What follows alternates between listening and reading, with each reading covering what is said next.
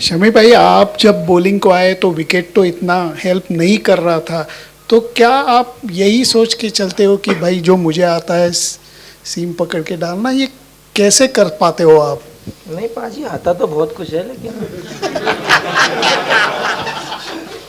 आता सब कुछ है, लेकिन डिपेंड करता है कि आपका रोल क्या है, क्या कंडीशंस हैं, सारी चीज़ें देखी जाती हैं। क्योंकि विकेट से जब बॉल नहीं निकल रहा है तो आपको लाइन और लेंथ पर फोकस करना ही पड़ेगा, और उसके रिजल्ट आपके सामने है। 5 विकेट को उसके बारे में तो बोलिए कुछ। उसके बारे में पूछ लो आप। कौन सी विकेट आपको अच्छी लगी? यार विकेटें तो सभी अच्छी होती है, जब आप कंट्री के लिए खेल रहे होते हो तो मुझे लगता है कि हर विकेट आपके लिए बहुत इंपॉर्टेंट होती है। कहते हैं कि अपने जो आपका जो मकान खड़ा हो रहा है, बिल्डिंग खड़ी हो रही है विकेटों की, उसमें हर एक पॉइंट काम का होता है। तो ऐसे पर्टिकुलर मैं नहीं रखता, बट एंजॉय करता हूँ विकेट के लिए। शमी भाई, हमने कई और जगह पे पढ़ा कि एक रिपोर्ट था, आपके होम टाउन में आप एक क्रिकेटिंग फैसिलिटी बना के रखा है, वहाँ पे आप ट्रेन कर रहे थे, उसके बारे में थोड़ा बता सकते तो? क्योंकि वेस्ट इंडीज़ टूर जब आप रेस्ट ले रहे थे उस टाइम पे आप प्रिपेयर कर रहे थे वर्ल्ड कप के लिए, वैसे पढ़ा आप अभी?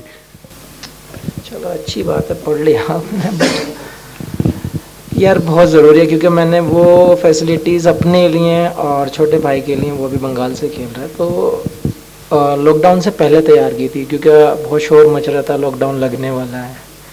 तो मुझे पता था कि कोई स्कोप होगा नहीं कहीं जाने का, और कहीं जाना बेहतर भी नहीं होगा, तो फार्म हाउस पे बेटर लगा मुझे कि वो फैसिलिटी हम लोग कर सकते। तो जल्दी से सारी चीज़ें ऑर्डर करके मंगा ली थी और 1 महीने में तैयार हो गया।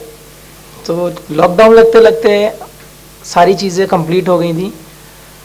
मुझे लगता है उसका काफ़ी सारा बेनिफिट है, क्योंकि जब आप घर पर चले जाते हैं तो मुझे लगता है मोस्टली लड़के ऑफ ले ही लेते हैं, क्योंकि बहुत कभी कभी ऐसा होता है कि साल के 12 महीने जब आप भाग रहे होते हैं, घर जाने के बाद थोड़ा रिलैक्स हो जाता है। तो मुझे लगता है कि वो घर जाके मेरा रिलैक्स नहीं होता है, मेरा और ज़्यादा हो जाता है वहाँ पे, क्योंकि लड़के लोग और पुश करने लगते हैं, वो लोग मिलने आ जाते हैं, हम भी साथ खेलेंगे, तो और एक्स्ट्रा प्रैक्टिस हो जाती है। तो मुझे लगता है वो भी बेटर है और एक रिदम भी रहता है। फिर मैच से पहले कहा जा रहा था दोनों टीमें एक भी मैच नहीं आ रही हैं, लेकिन न्यूजीलैंड का जो पेस अटैक है, बोल्ट, हेनरी और उनका फर्ग्यूसन का, कि बेस्ट अटैक है पेस अटैक इन कंडीशंस के लिए।